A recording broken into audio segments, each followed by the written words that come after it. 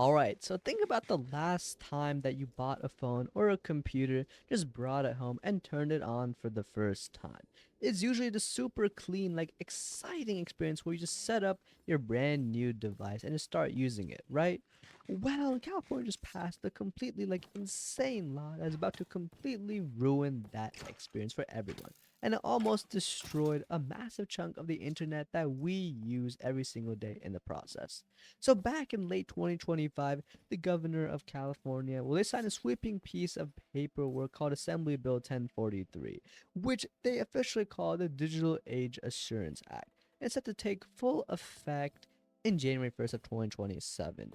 And it's basically forces your device to legally demand your exact age the very first time you boot it up. And it gets way creepier because your machine is then forced to constantly broadcast a hidden age signal into the background to every single app and website that you try to use, telling them that if you're a kid, teenager, or an adult. And politicians claim, well, this is just a simple way to keep kids safe online.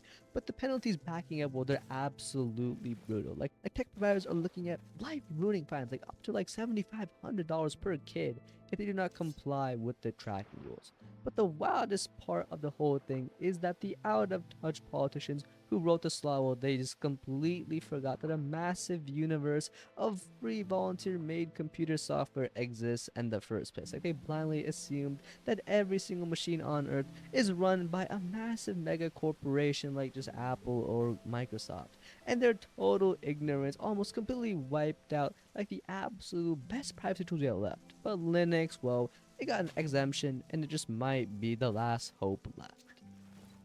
So this is where things get incredibly scary for a huge community of regular people who just build free software for fun as a hobby.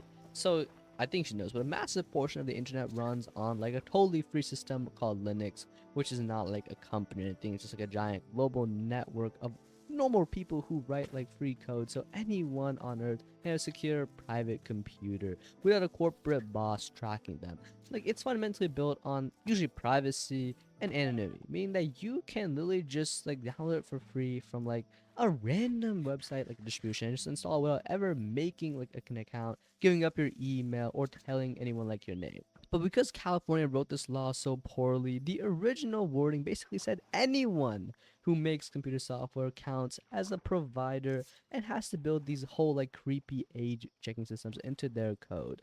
So for a multi-billion-dollar company with 100 corporate lawyers, like building an age gating system is pretty easy. But for a group of like independent volunteers just running on like donated time, like it's like that's just impossible to do.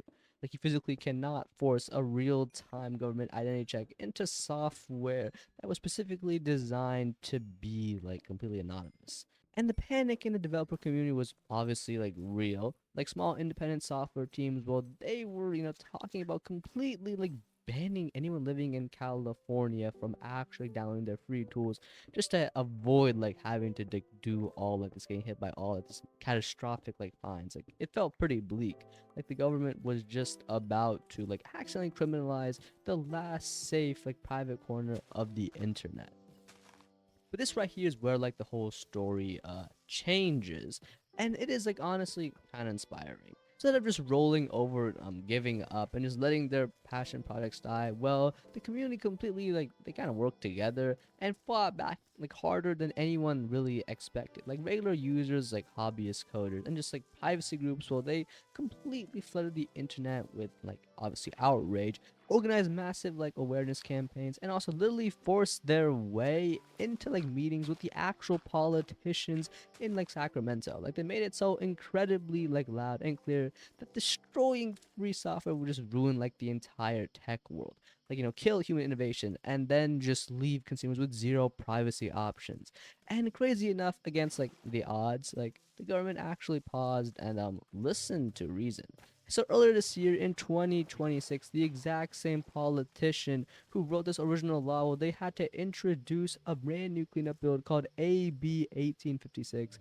And because regular people refused to back down, the politician, they officially added a massive, this life-saving rule that explicitly protects free software.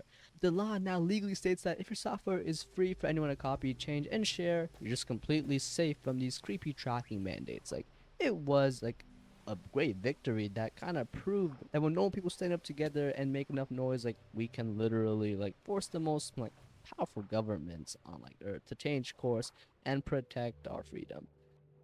But I want to be real with you right now because the victory was not like a total 100% like clean win. Because the politicians, well, they essentially pulled a classic legislative bait and switch right after they fixed the rule. So while they did successfully like take off the massive target off the back of the free software community, the government turned right around and just pushed those exact same creepy age tracking mandates up to like your little web browser and the individual websites that you visit instead. The privacy groups, so they were super quick to call this out because it means that the surveillance threat it literally just shifted to a different part of your screen. And even if your actual computer is completely safe, well then private and anonymous like that, the exact second you open a web browser to try and go online, well, websites are now like legally like being forced to act as like identity checkpoints. Like it creates this incredibly just frustrating reality where independent web developers and like small blog owners like they're just being dragged into like a privacy destroying system that has not like even been properly tested yet. Like, the politicians still completely failed to fix like the core issues affecting our basic right to be like anonymous on the internet. Like they are just actually trying to build a digital landscape where it's like nearly impossible to just like browse the web without like a damn permanent age tag attached to your name. Meaning the broader internet we use every day, well, it's still like very much under like siege by these overreaching tracking laws. But the real reason this whole situation gives me like honestly like some hope is simply because it gave the entire world a perfect like blueprint of how we win like these sort of battles moving forward.